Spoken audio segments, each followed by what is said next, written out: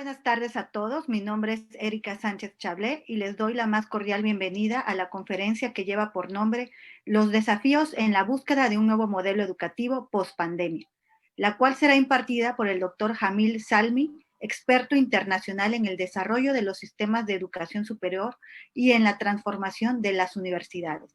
La conferencia será moderada por el maestro Sergio Antonio Cervera Loesa, coordinador general de Tecnologías de la Información y Comunicación de la Universidad Autónoma de Yucatán. Les solicitamos que nos hagan llegar sus dudas y comentarios a través del chat de la aplicación. Sin más preámbulo, cedo la palabra al maestro Sergio Cervera Loesa. Adelante, maestro. Buenas tardes, gracias, maestra Erika. Buenas tardes a todos, bienvenidos. Bienvenido, doctor Jamil Zalmi, experto internacional en el desarrollo de los sistemas de educación superior y en la transformación de las universidades. Trabaja actualmente como consultor independiente de gobiernos, agencias de cooperación y universidades. Después de haber cumplido por muchos años el rol de coordinador de los programas de educación superior del Banco Mundial, es el autor principal del último documento de políticas del Banco Mundial sobre educación superior. Construir sociedades de conocimiento, nuevos desafíos para la educación superior en 2003, su libro, El camino hacia la excelencia académica, la creación de universidades de investigación de rango mundial, fue publicado en septiembre del 2011. Su libro anterior, El desafío de crear universidades de rango mundial, fue publicado en febrero de 2009. En 2017 escribió a pedido de las Naciones Unidas un libro sobre el papel de la educación superior para lograr los objetivos sostenibles del desarrollo. En los últimos 25 años, el doctor Zalmi ha prestado asesoría técnica en reforma y desarrollo de educación superior en más de 100 países en todas partes del mundo. El doctor Zalmi es miembro de la Junta de Asesoría Internacional de varias universidades en Europa, Asia y América Latina. Es profesor emérito de las políticas de educación superior de la Universidad Diego Portales en Chile y investigador asociado del Centro Internacional de Educación Superior del Boston College en los Estados Unidos. Gracias por acompañarnos, doctor Jamil Zalmi. Le cedo la palabra. Adelante con su presentación y bienvenido.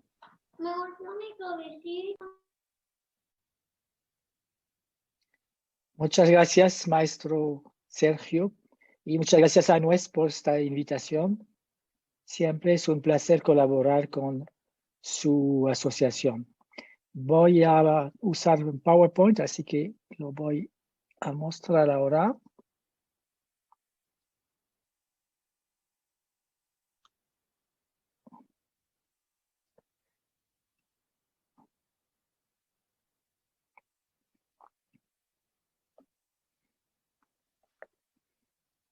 Espero que puedan ver la presentación. Sí, adelante. Quiero empezar para recordar una charla que nos dio el rector de la Universidad de Stanford en California hace 8 años, donde nos estaba contando que un tsunami se está acercando a la educación superior y aquí él quería hablar de la era digital. Pero recuerdo que no muchos le hicieron caso. Era otro predictor de un futuro lejano de ciencia ficción. Sin embargo, la llegada de un pequeñito microscópico virus llamado el COVID-19 hizo en pocos días lo que muchos gobiernos y muchos líderes de educación superior no habían logrado. El pasaje de la educación presencial a educación en línea. Si recuerden bien, en marzo, en pocos días empezamos a ver tristemente a estudiantes, académicos, administrativos enfermos, algunos se han muerto. Las universidades cerraron, como 40,000 instituciones de educación superior a través del mundo, 200 millones de estudiantes de un día a otro. No más clases, no más investigación de terreno, no más exámenes. Muchos estudiantes que se encuentran perdidos en la ciudad de sus estudios sin lugar o recursos para vivir. Por supuesto que la movilidad internacional se interrumpe y ya poco a poco, a pocas semanas vemos a universidades a través del mundo despidiendo a sus profesores, algunos de sus profesoras, y administrativos. ¿Qué ha pasado? ¿Cómo hemos reaccionado? ¿Cómo nos vemos el futuro? Para responder a estas preguntas he dividido mi presentación en 3 partes.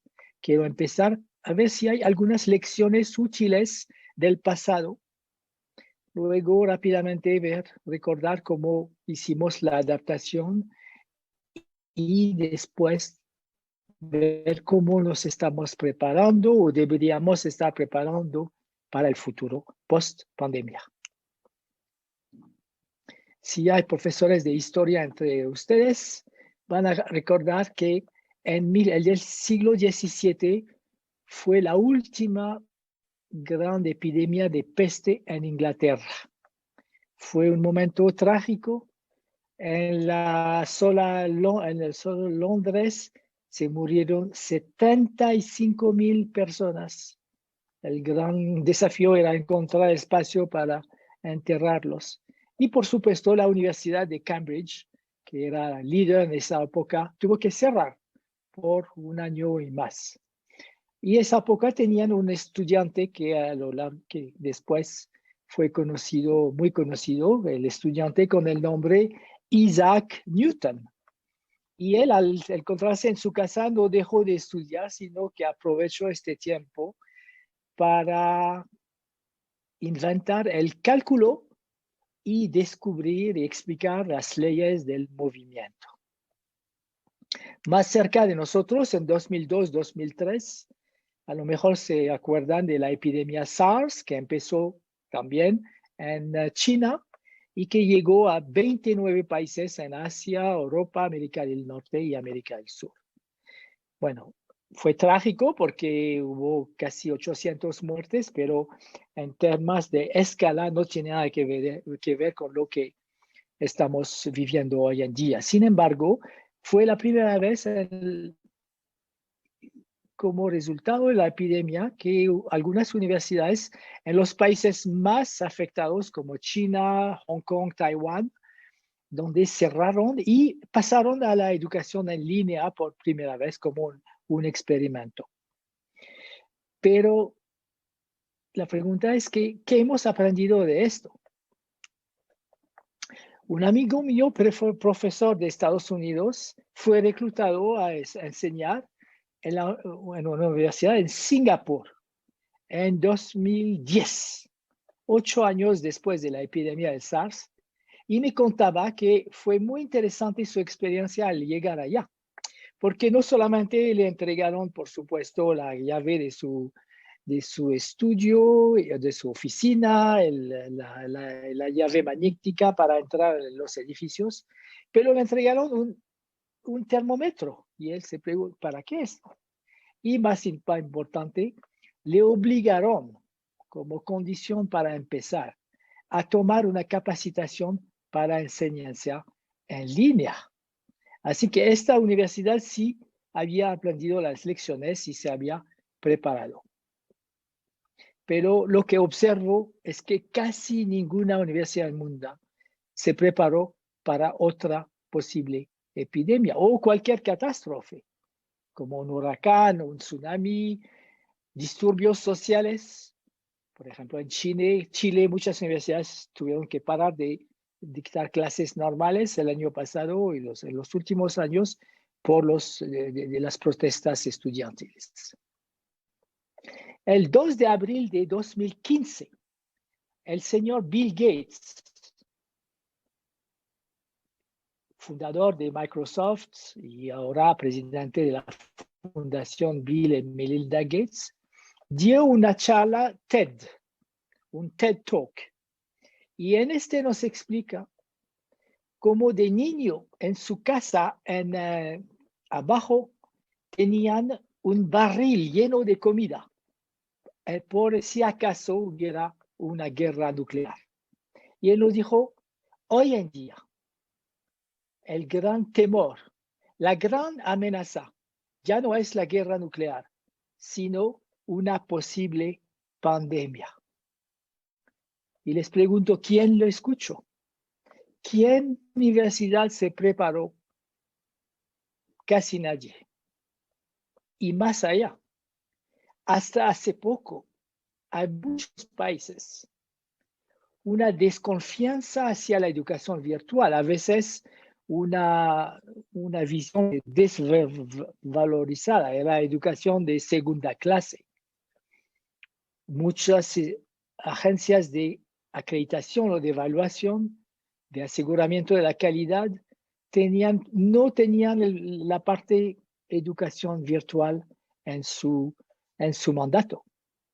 Recuerdo que en el Perú, cuando se aprobó la nueva ley de educación superior en 2014, creo, había algunas regulaciones que directamente impactaban en contra de la educación virtual. Por ejemplo, la ley dice que uno no puede llegar al puesto de decano, ni siquiera, por supuesto, aún menos al puesto de rector de universidad, personas que han recibido su doctorado en forma virtual. Imagínense, en Sudáfrica, por ejemplo, hasta hace pocos meses, las universidades tenían prohibido ponerse en educación virtual porque había una universidad nacional que se llama UNISA, que era la universidad a distancia. Ahora, ¿cómo reaccionaron las universidades a través del mundo? Estas imágenes que pueden ver nos depictan un pasado no tan lejos, pero que ya nos parece tan distinto, donde todos estamos en el campus de la universidad. En algunos casos, dentro de un día, 2 días, 3 días, un fin de semana, llegamos a una nueva realidad, como lo depicte esta lámina. Lo que era a lo mejor un hobby, una distracción, una cosa original de algunos profesores innovadores. Bueno, entre paréntesis, sí, había algunas universidades que ya se habían destacado, y en el caso de México, por ejemplo, el TEC, que es un modelo para muchos otros países. Pero en la gran mayoría, la mayoría de los profesores nunca habían enseñado en línea. Y muchos de ellos tenían un prejuicio en contra de la educación virtual. Sin embargo, tuvieron que hacerlo. Y eso ha requerido, primero, una buena conexión al Internet, una plataforma LMS, un Learning Management System, recursos digitales, profesores capacitados, estudiantes preparados y un tema muy importante, el alineamiento entre la educación en línea y la evaluación, porque no se puede evaluar, por supuesto, incluso si uno no puede organizar los exámenes de manera presencial, ¿qué hacemos? Y ahí se han visto problemas estructurales y espero que en la conversación, las preguntas y el diálogo después me pueden contar un poquito de lo que han vivido en el caso de México. En muchos países, uno se da cuenta que hay estudiantes con recursos precarios y del día al otro, si pierden el acceso a su cuarto en el dormitorio de la universidad, pierden el empleo que tenían aparte de sus estudios para pagar, difícil. Incluso estudiantes extranjeros que se quedaron atrapados en algunos países con reacciones de racismo. En Europa, por ejemplo, en contra de los chinos o cualquier asiático acusado de ser contribuir al movimiento del virus. Estudiantes que no tienen acceso a Internet. Bueno, incluso hay países donde no hay apagones. Si piensan en la situación en Venezuela, en muchos países de África, incluso en regiones pobres de Bolivia o de Colombia, donde hay apagones, eso significa que el estudiante no tiene acceso. En la India, hace pocos meses, una joven estudiante se suicidó porque a la hora de conectarse para presentar el examen en línea, se le cayó el Internet. Y del lado de las universidades, la necesidad de una infraestructura digital adecuada. Y uno se da cuenta que muchas instituciones tienen un modelo de financiamiento precario. Si uno piensa en las universidades privadas, que dependen del cobro de matrícula, los países como Inglaterra, Australia, que viven de los estudiantes internacionales, que hacen cross-subsidio para financiar los estudiantes nacionales. Como un ejemplo, en Brasil, la Universidad de Unicamp, una de las mejores universidades públicas allá, es la primera universidad que cerrar y pasar en educación en línea el 12 de marzo. Y se dieron cuenta que tenían que donar compras y conexiones a Internet a sus estudiantes. Ofrecieron 2,000 becas de emergencia y empezaron a apoyar a la sociedad brasilera en el medio de la pandemia. Apoyo médico a enfermos a través de una línea de atención al público. Y por supuesto, el gran desafío que encontraron y que todas las instituciones han encontrado, cómo garantizar la calidad y la integridad de la experiencia educativa. Eso lleva a otras preguntas. ¿Cómo diseñar e implementar? Porque no se trata solamente, ay, voy a grabar mi clase de cátedra y la voy a poner en el web y eso va a ser la educación. ¿Cómo mantener la integridad del contenido? ¿Dónde están los recursos digitales a los cuales los estudiantes pueden acceder para continuar estudiando? ¿Cómo mantener la integridad de la evaluación? ¿Cómo asegurarse que los estudiantes pueden participar de manera adecuada y que sigan aplicando competencias de pensamiento crítico, de creatividad, etcétera?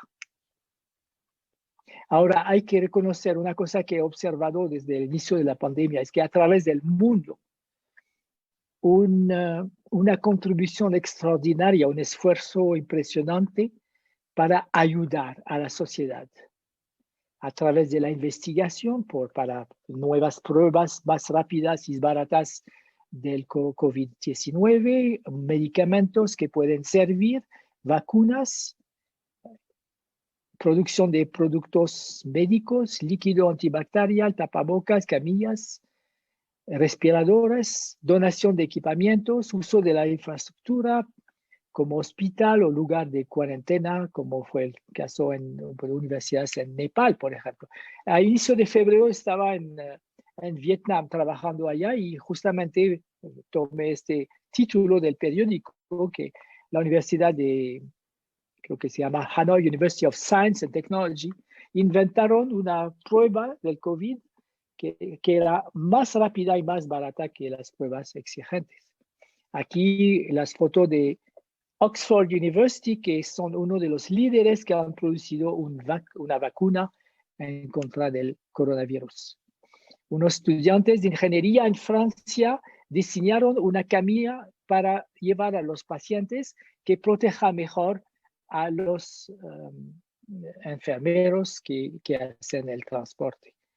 Un amigo mío es presidente de un community college en Estados Unidos y me explicó que como ellos tenían un programa de capacitación de enfermeras y enfermeros, tenían todos estos ventiladores que los donaron al hospital para ayudar durante el pico de la pandemia. La Universidad Yale transformó su sala de gimnasio, de gimnástica en hospital para ayudar también. En la medida en que los meses están pasando, ya estamos pensando en el post-pandemia, cómo prepararnos, qué está pasando. Y allí intervienen 3 actores principales: los gobiernos, las universidades y las empresas y otras organizaciones. Las intervenciones de los gobiernos se han articulado bajo 4 categorías. Primero, apoyo financiero a las universidades. Lamentablemente no ha sido así en todos los países del mundo, ni en todos los países de América Latina. Yo vivo en Colombia, entonces yo vi que sí hubo un programa de como $270 millones equivalente para ayudar a las universidades durante este tiempo. esfuerzos para fortalecer el acceso a la banda ancha. Yo sé, en el caso de México, la red CUDI ha ejercido un papel muy importante en este contexto.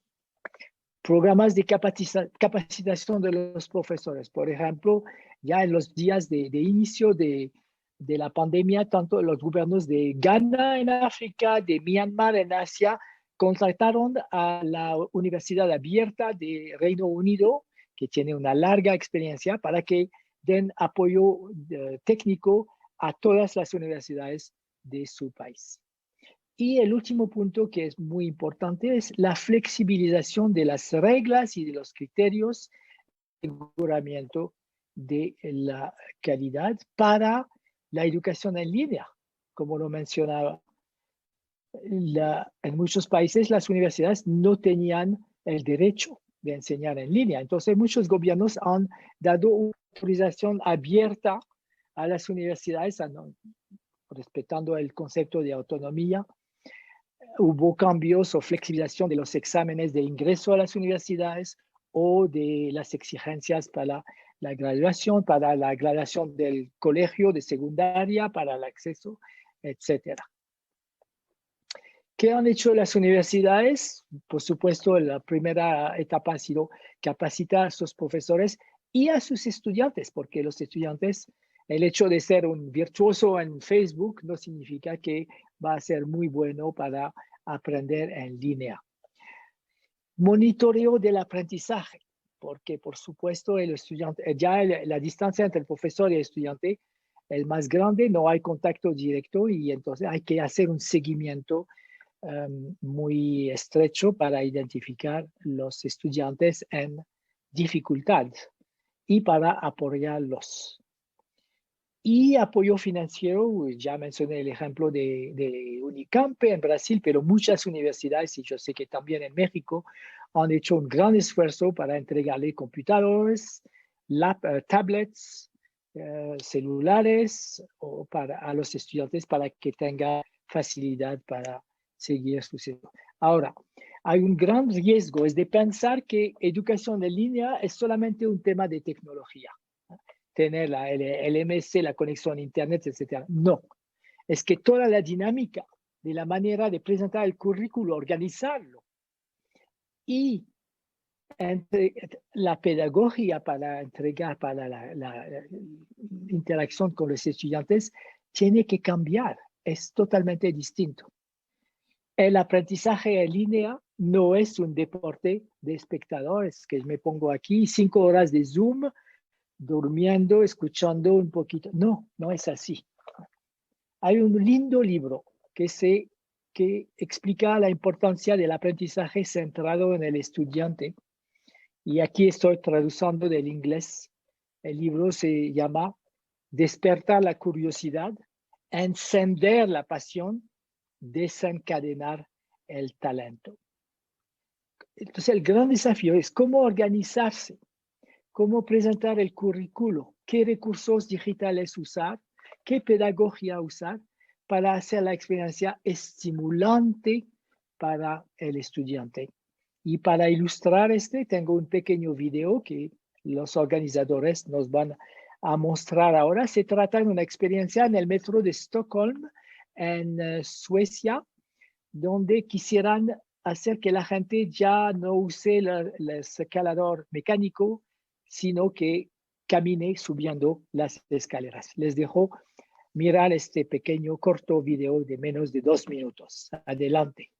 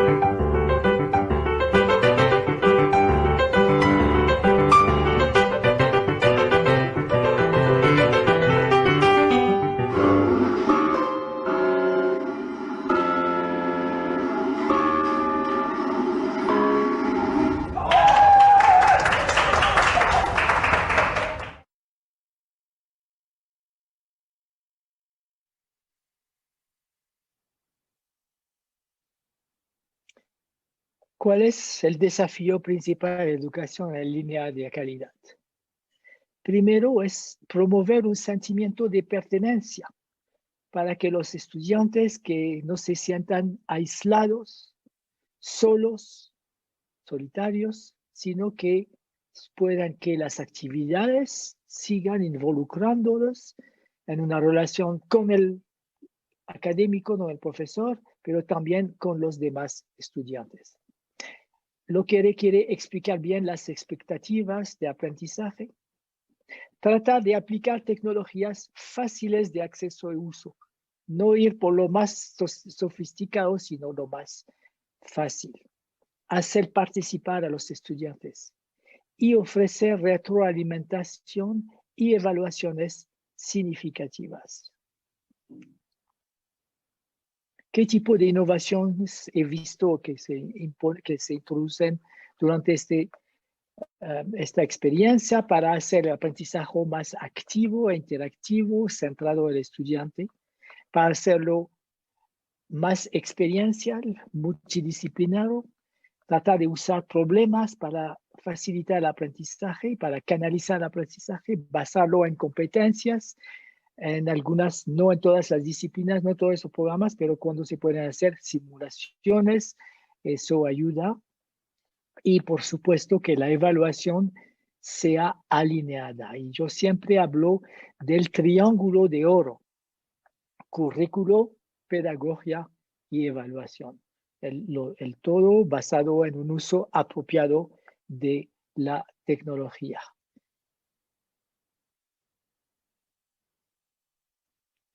Y algunos ejemplos en este tema de la evaluación, porque el gran desafío, ¿cómo hacerlo si no puedo hacer el examen de manera presencial? ¿Qué puedo hacer?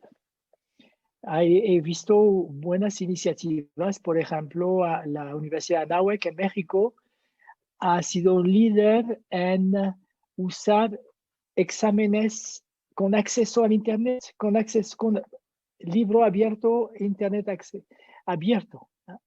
Y allí es muy interesante porque en lugar de medir la acumulación de conocimientos y la capacidad de repetir, de memorizar, no, se mide más el espíritu crítico, la capacidad de pensar y de aplicar sus conocimientos a la resolución de nuevos problemas. Y pensando que en la vida real siempre tenemos acceso a Internet o a los libros. Entonces, me parece que esta innovación es muy útil. Ahora, un gran desafío ha sido para los programas de tipo profesional aplicado, donde hay trabajos de laboratorios o en el terreno, o hay experiencias que de manera virtual es más difícil.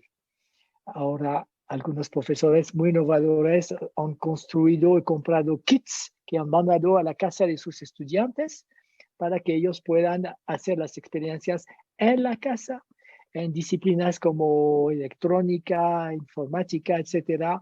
Profesores han preparado plataformas que permiten de simular las experiencias en laboratorio. Es decir, muchos profesores, y eso es lo lindo de lo que ha pasado ahora, hay millones de experiencias, no todas exitosas, pero intentos que espero vamos a poder recolectar y de los cuales vamos a poder aprender para el futuro.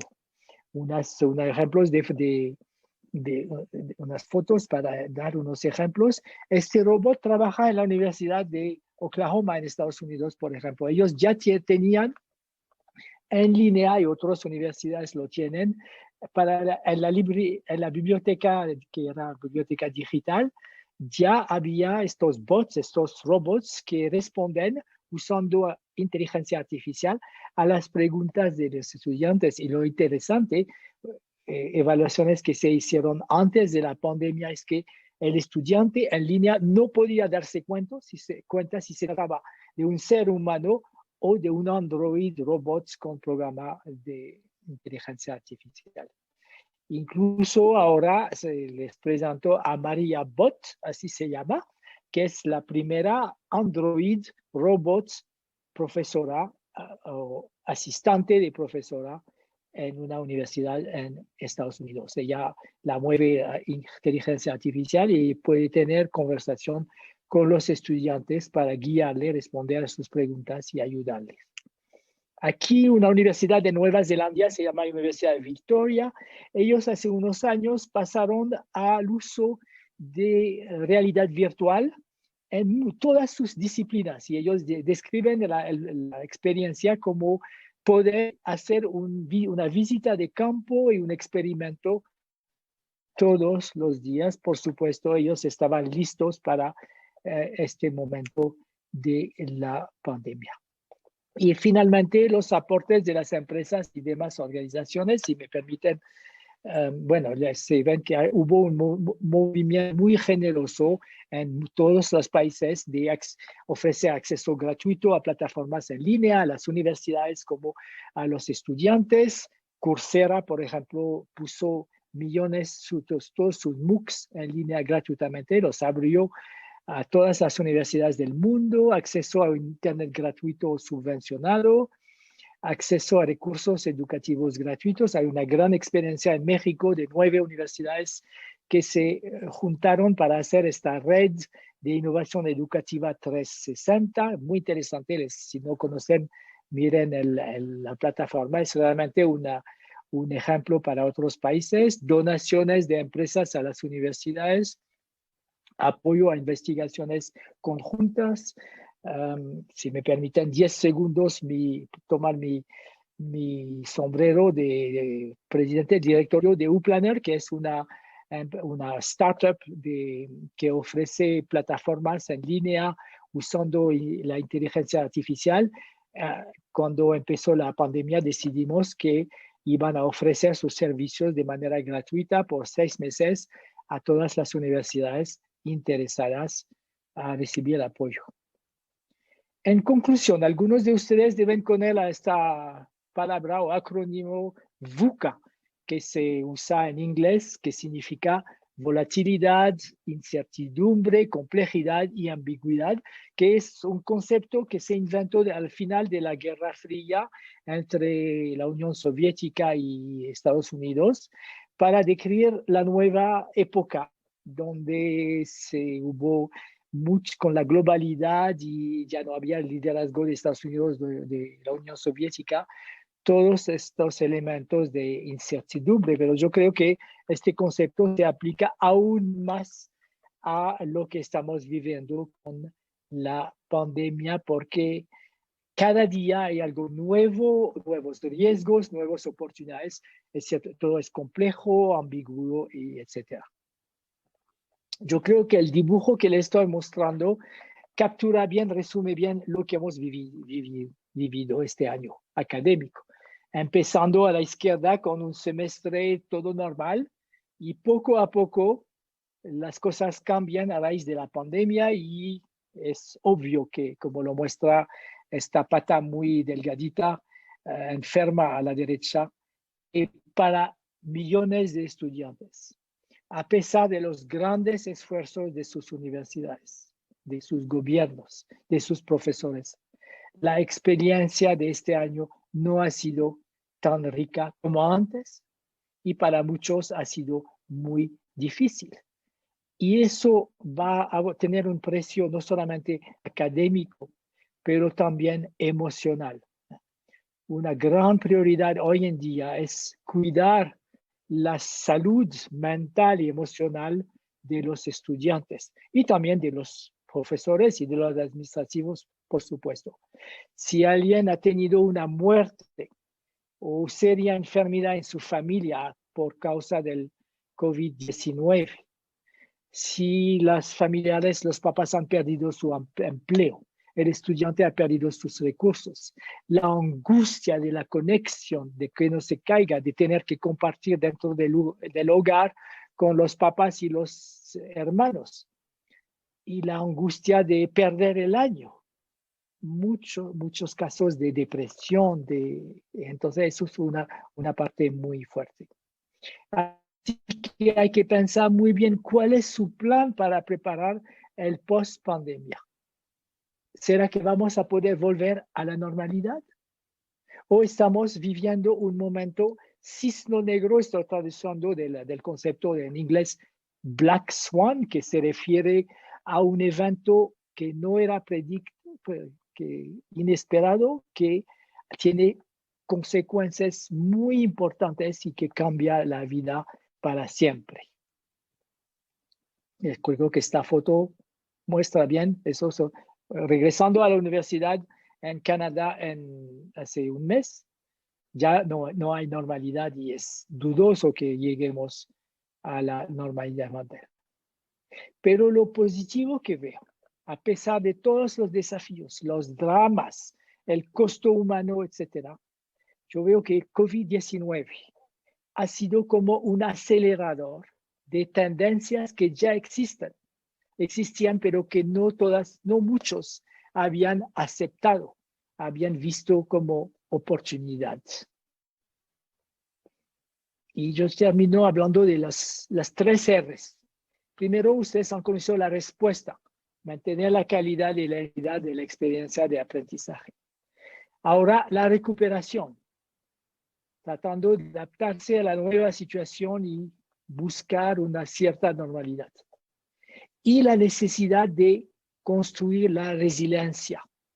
Resiliencia porque ojalá no nos vea otra pandemia, espero no vivir otra pandemia, pero vivimos en países que tienen guerra civil, violencia, tristemente ustedes en México enfrentan eso desde muchos años, o crisis económica, o catástrofe natural, etc.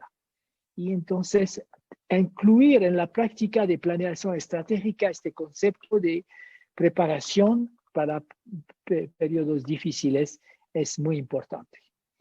Resiliencia significa construir conexiones, promover el bienestar, encontrar el propósito de estas nuevas modalidades de educación y acoger pensamientos positivos para evitar la depresión. Y termino con esta lámina. Las prioridades, creo, bueno, primero, por supuesto, priorizar la salud de la comunidad universitaria.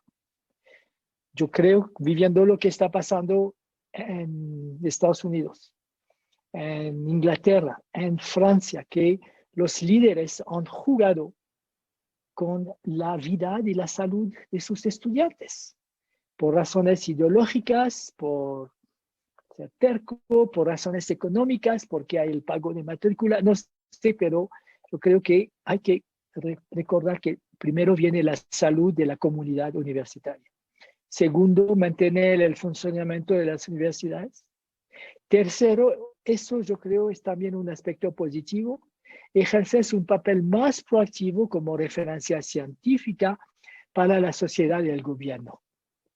Ustedes saben que en Brasil, por ejemplo, el presidente ha sido muy, a mi juicio, es una opinión personal, irresponsable hacia la pandemia, igual que en Estados Unidos.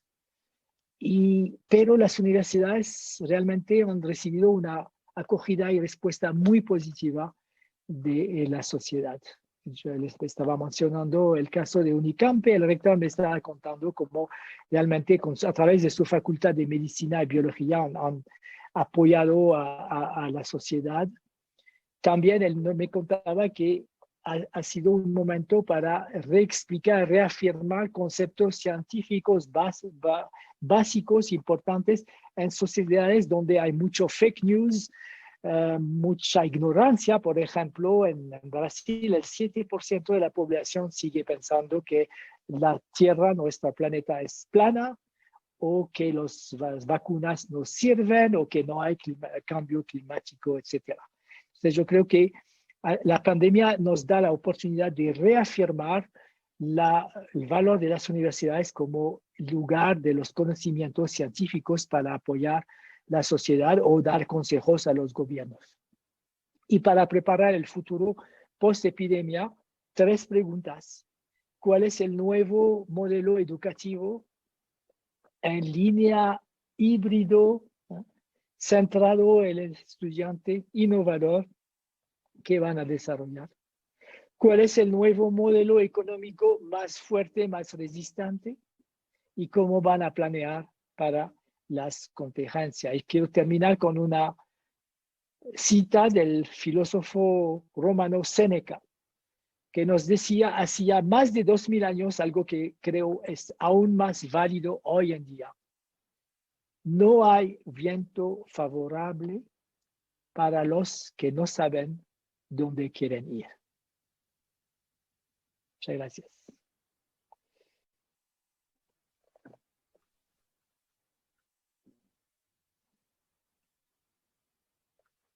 Muchas gracias, doctor Jamil. Vamos a proceder a pasar a las preguntas, pero antes quisiera hacer un pequeño comentario, doctor. Muy interesante cómo nos la educación en el pasado, que vivimos en el presente y cómo debemos de enfrentar y afrontar el futuro, tomando en consideración el aprendizaje centrado en el estudiante y no como un deporte, como usted menciona, ante situaciones como la actual. Y es muy importante la salud de los estudiantes y profesores, tanto como familias, dada la situación, ¿no? Voy a tomar un momento para presentar unas preguntas del público.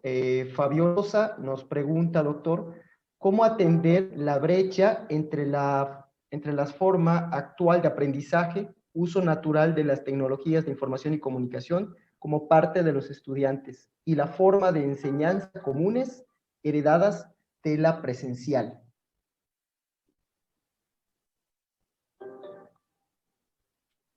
Muchas gracias por esta pregunta. Yo creo que esta pandemia nos ha dado la oportunidad de cuestionar prácticas tradicionales que sabemos que no funciona, pero seguimos porque es la única manera.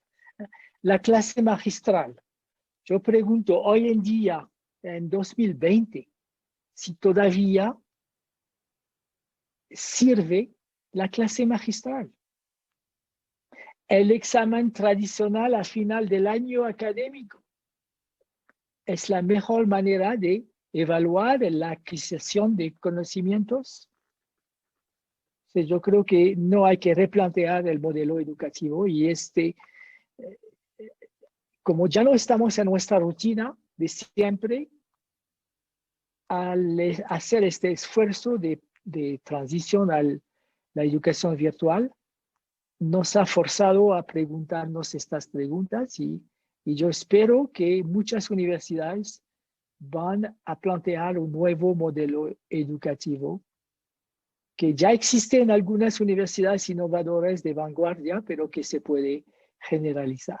Y ahora, al aspecto de brecha, que sí hay desigualdades entre los estudiantes, entre las universidades, dentro de las universidades entre estudiantes, y allí sí es importante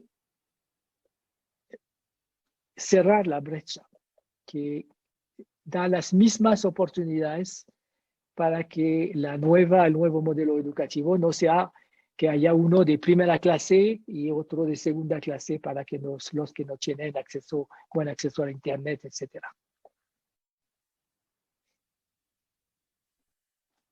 Gracias, doctor. Una segunda pregunta. Laudet Navidad Escalona Márquez. ¿Cree necesario que se evalúen las competencias digitales docentes?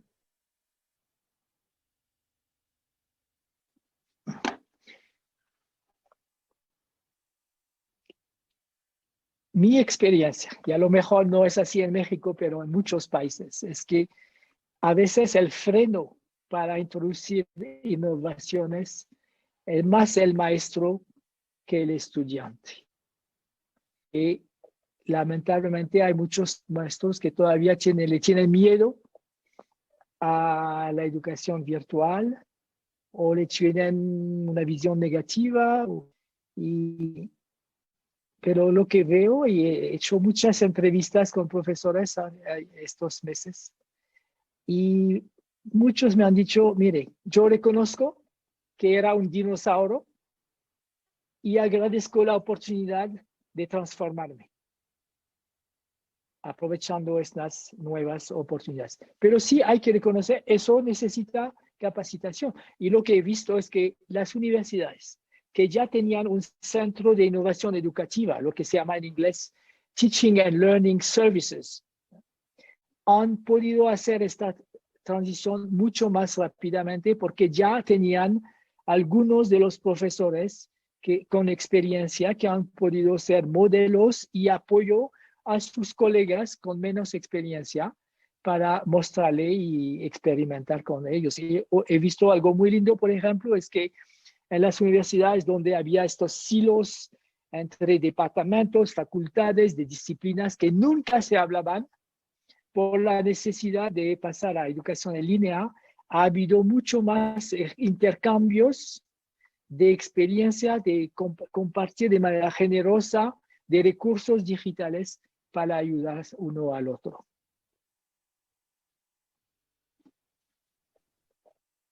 Gracias.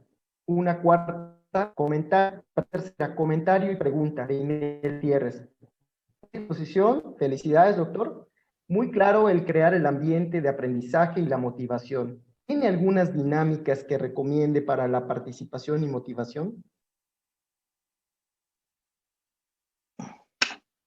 Yo creo que eso empieza con la pasión y el entusiasmo del profesor y después de tratar de buscar plataformas, instrumentos para hacer la enseñanza atractiva, darle la oportunidad a los estudiantes de contribuir, de aprender por sí mismo. Se llama, uno habla, por ejemplo, de la clase invertida, flipped classroom en inglés, que ya existe en algunas universidades en México, donde el profesor ya no enseña el contenido de del programa, sino que el estudiante aprende por sí mismo. Y cuando está interactuando con el profesor, hay ejercicios que permiten aplicar para ver si ha entendido y el profesor puede explicar lo que no se ha entendido bien. También el aprendizaje los pares por los demás estudiantes o por estudiante de cuarto año que ayuda a un estudiante de tercer año. O sea, hay muchas maneras y yo no creo que haya una regla única, sino estos principios de hacerlo activo, interactivo y lo más posible experimental a través de simulaciones, de casos reales, y como por ejemplo estudiantes en Derecho que tienen una aula de corte de justicia de simulación, que puede ser física o puede ser virtual igual, o en muchas disciplinas. Cada profesor que en su programa tiene que buscar e inventarse nuevas formas de desarrollar esta relación entre el profesor y los estudiantes mismos. Trabajo en grupo, pero los estudiantes también importante. Gracias. Comentario de Marta García, muy importante información. La pregunta número 5 de Karina Villo, de UTEC. ¿Cuáles serían las recomendaciones para las políticas públicas regionales o nacionales? Perdón, maestro, ¿puede repetir la última frase? Sí, claro, porque no lo escuché bien. Serían las recomendaciones para las políticas públicas regionales o nacionales. Bueno, yo creo que el papel de las autoridades públicas es muy importante y en las 4 categorías que mencioné. Y eso se aplica tanto a nivel nacional como a nivel de los estados, en el caso de México. El apoyo financiero. Yo me temo que muchas universidades tengan que cerrar las puertas, especialmente universidades privadas, porque por la pérdida de recursos y por los esfuerzos que hacen las propias universidades para apoyar a sus estudiantes. En Colombia, por ejemplo, todas las universidades públicas han decidido eliminar el cobro de matrícula mientras dure la pandemia. Pero por esto necesitan recursos adicionales de parte del Estado.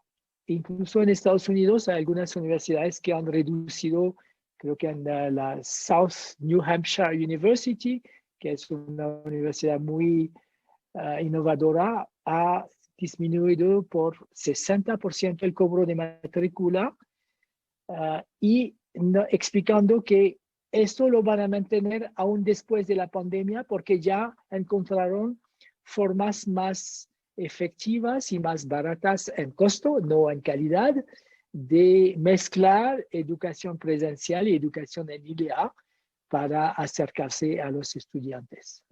El tema de la banda ancha, de los recursos digitales para todas las universidades, el tema de la capacitación de los maestros y finalmente el tema del aseguramiento de la calidad. Yo creo que eso no permite repensar las formas antiguas de evaluación, ir de una forma sumativa más hasta una forma formativa, una manera formativa, donde hay insumos, instrumentos, incluso el uso de plataformas de inteligencia artificial como las que mencionaba, de la de Uplana, pero también de otras empresas, que permiten al profesor recibir información inmediata sobre el camino de aprendizaje de sus estudiantes y así reaccionar y reintegrar en su enseñanza, en su interacción con los estudiantes,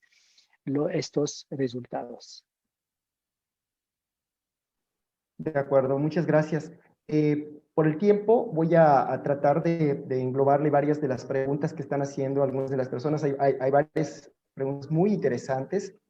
Una persona pregunta, Marina Vicario pregunta,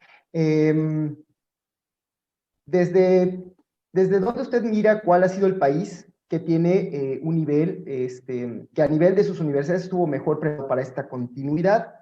¿Qué sería lo más crítico o prioritario atender ante esta situación? ¿Y qué modelo usted recomienda? ¿Utilizar el B-Learning o el E-Learning? El primero es que B-Learning. B-Learning y E-Learning. ¿Cuál es la diferencia? Estoy confundido ahí. ¿Cuál sería la condición principal para transitar de un modelo? Es...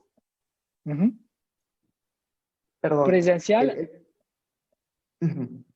De pasar de presencial a... Bueno.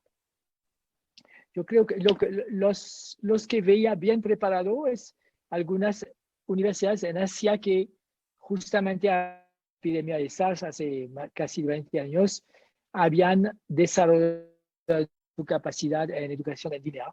Pero hasta en América Latina había universidades que ya eran pioneros y ya acabo de mencionar el TEC de Monterrey que tenía su universidad virtual. Y he visto, pero y no siempre se trata de universidades de élite. En Colombia existe una universidad que se llama Uniminuto, que al contrario es una universidad privada, religiosa, que atiende a jóvenes y adultos con escasos recursos, y ellos tenían una modalidad virtual. Entonces tenían Uniminuto presencial y Uniminuto virtual, que son como 40,000 en virtual y 60,000 en presencial. Y eso entonces les dio, ya tenían la capacidad y las plataformas LMC, etcétera, para hacer la transición de manera muy rápida.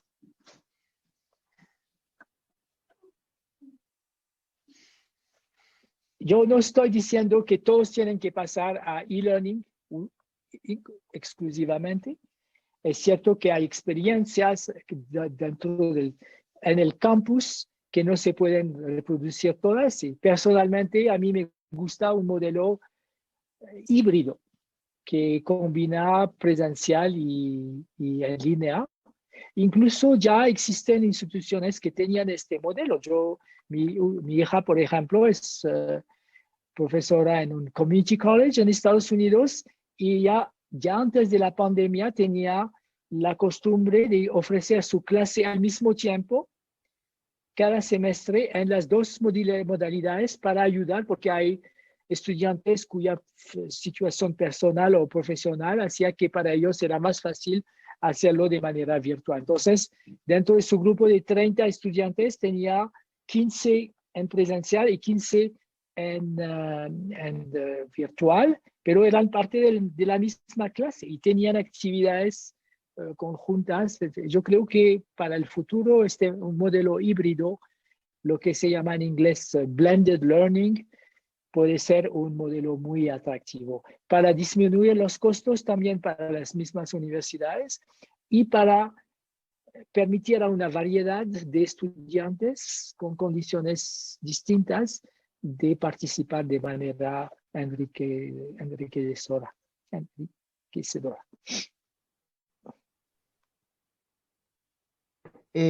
Gracias por sus preguntas. Las preguntas que no se pudieron contestar se le van a hacer llegar al doctor para que en el momento les podamos compartir a ustedes la información. Muchísimas gracias, doctor. Cedo a la maestra Erika Sánchez. Gracias, maestro.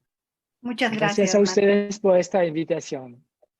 Muchas gracias. Interesante conferencia impartida por el doctor Jamil Salmi, y en nombre de la NUYES pues agradezco la colaboración y la participación en esta conferencia del doctor, así como del maestro Sergio Cervera Loesa. En breve les haremos llegar la constancia de su participación en el encuentro ANUYES TIC 2020 y les invitamos a acompañarnos en el panel de expertos en Derecho Informático que lleva por nombre Regulación de la Seguridad Digital, que iniciará en breve. Muchas gracias a todos.